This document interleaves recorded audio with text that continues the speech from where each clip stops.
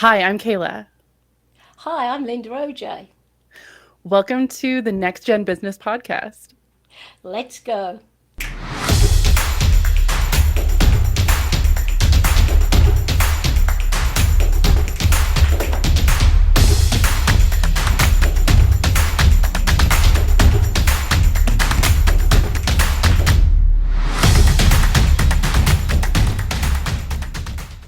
Hi, Kayla. It's lovely to see you. I am so happy that you are now the new co host of this show. You are such a vivacious, go, go, go kind of person. So, would you like to tell us a little bit about yourself? Sure.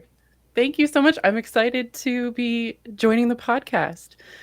I'm an entrepreneur, I'm a business systems specialist, which means I support service based business owners with creating systems that their business operations run more smoothly. That means they can save time. They don't have to do so many admin tasks every day and they can focus more time on the stuff they actually enjoy that they started their business to do in the first place. Wow, Kayla, that sounds so exciting. And to be honest, I'm not at all techie. I have people do all that sort of thing for me. So, what is actually business systems? What does that exactly pull into the whole context? So, when you get right down to it, a system is really just the process that you follow to do something. So, the goal in your business is to have a set process for everything that you do, whether that's onboarding a client or project or offboarding someone, all those sorts of things. You should have a set way that you do it every time.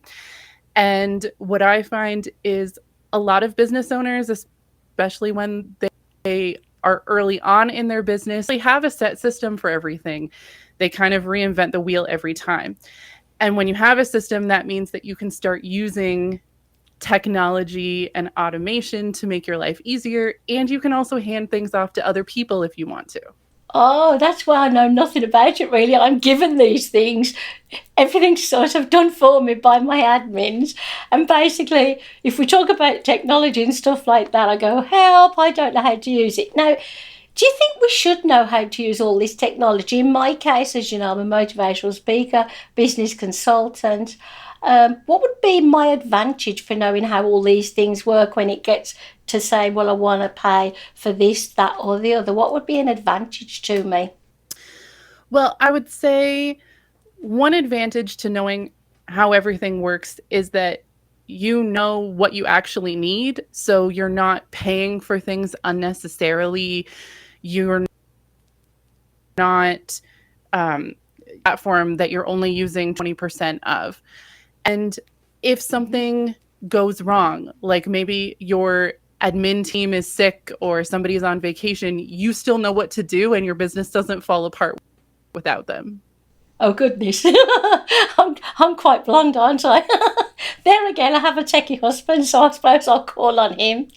So, without going into clients' names, have you ever had a client that you really couldn't work with? Because I know a lot of people talk about this, don't they? And how do you deal with that? I would say, in my experience, every business owner has had that happen to them at least once or twice where it just didn't work out with somebody for whatever reason. And sometimes it's just a personality difference. Sometimes it's a person who doesn't fully grasp what they want or what they need. So sometimes people are overwhelmed in their business. They just want someone to fix it. And they don't know what that looks like and they don't know what it entails. And when you can't get that specific vision that they have in their brain, but they can't communicate to you, they're disappointed. And it's fault. It's just they're not really at the point where they're ready to outsource yet, but they're so overwhelmed they don't recognize that.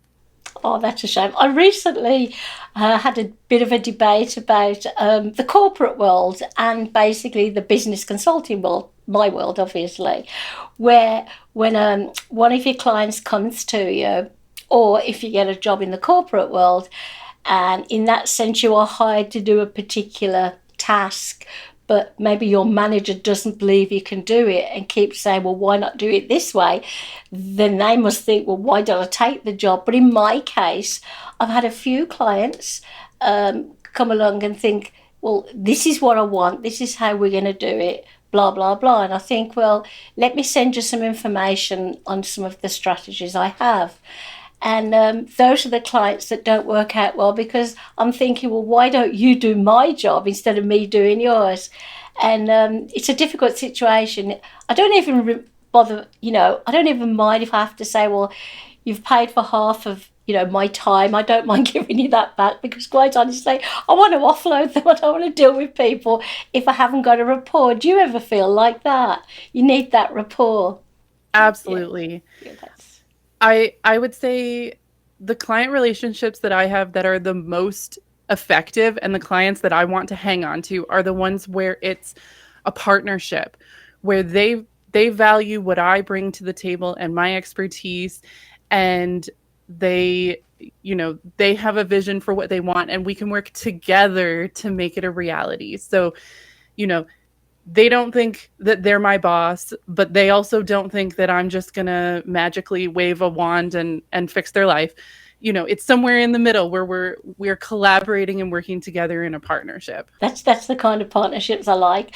Now, are you dabbling in AI? Because I'm not. Obviously, if my people say we're going to do something, it's all about check, check, check, and make sure everything's, true and not, made up. So are you dabbling in AI at all? Because this would be a lovely, lovely longer conversation for one of our next shows, wouldn't it? Do you think, Kayla? It would, and I would definitely love to have a bigger conversation about it, because I am dabbling in AI, and I'm actually dabbling in creating my own custom bots to do different things in my business, and ones that I can actually share my clients things with them. So it's something that I have mixed feelings about, but I also like to stay current with what's happening in the industry. Yeah, especially in your line of work. I just worry about the people who, I remember when we first had the Google, and you can say, hey, Google, do this, that, or the other. And then over time, people go, oh my goodness, they're listening to everything. They are spying on me. And those are the kind of people that should, first of all, know why they are using something. And if they are that scared, they shouldn't be messing with it, especially in business.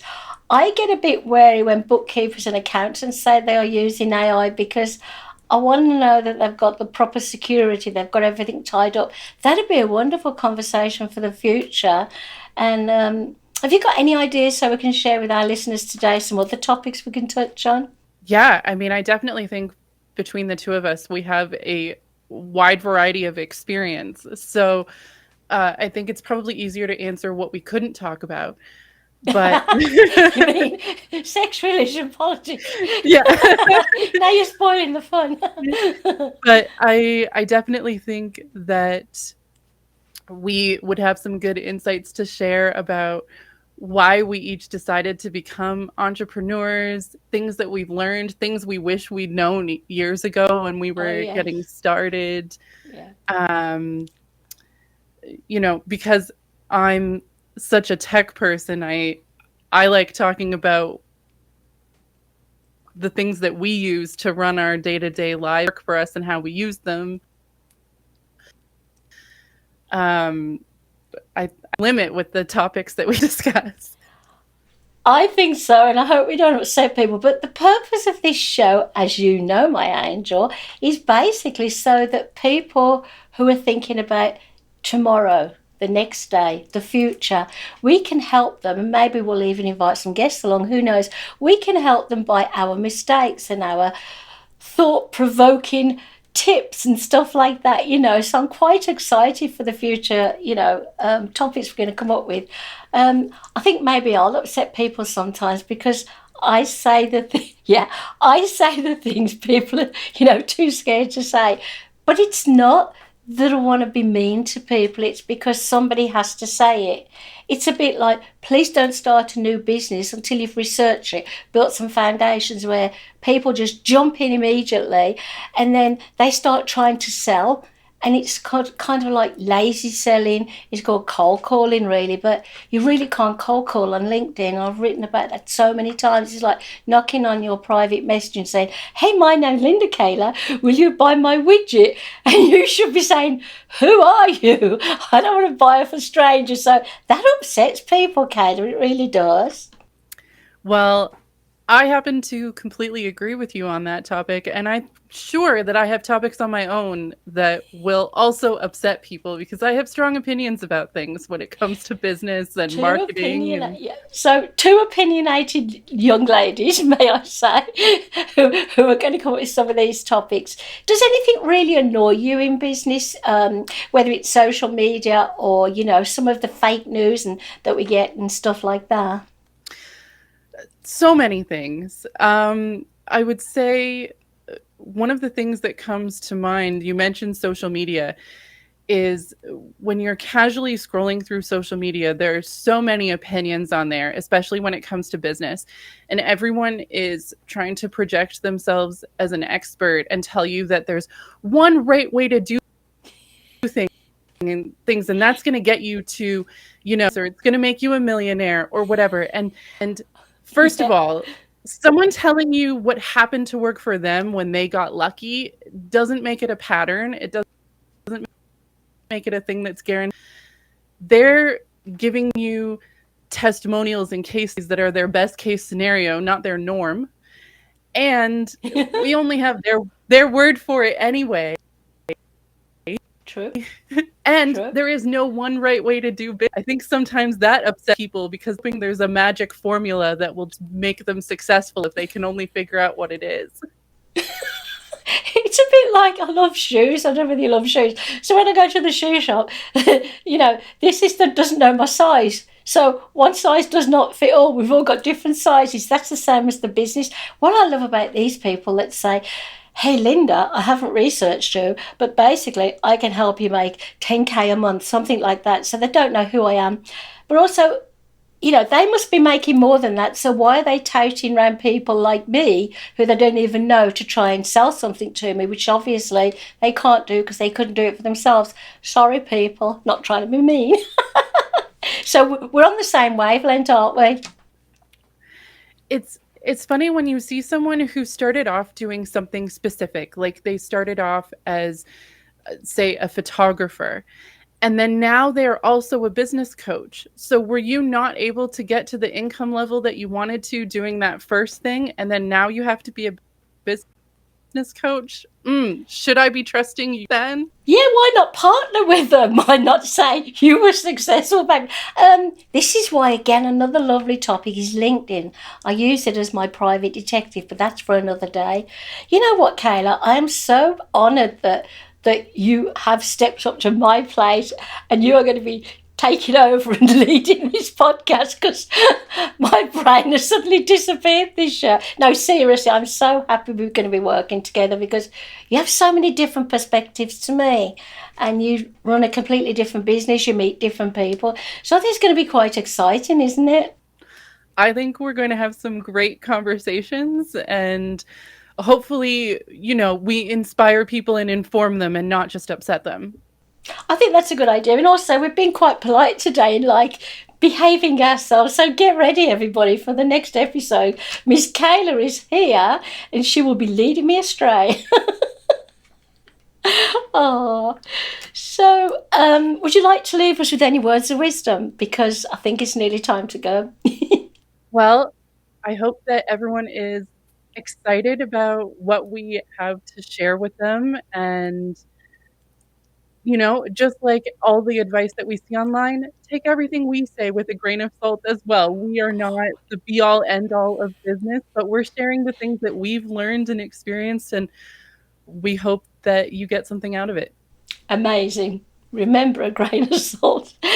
On that note, I'm going to say goodbye, everyone, and goodbye to Kayla. Goodbye, everyone. Goodbye, Linda. Looking forward to our next chat. Thanks for listening. Check us out at www.nextgenbusinesspodcast.com.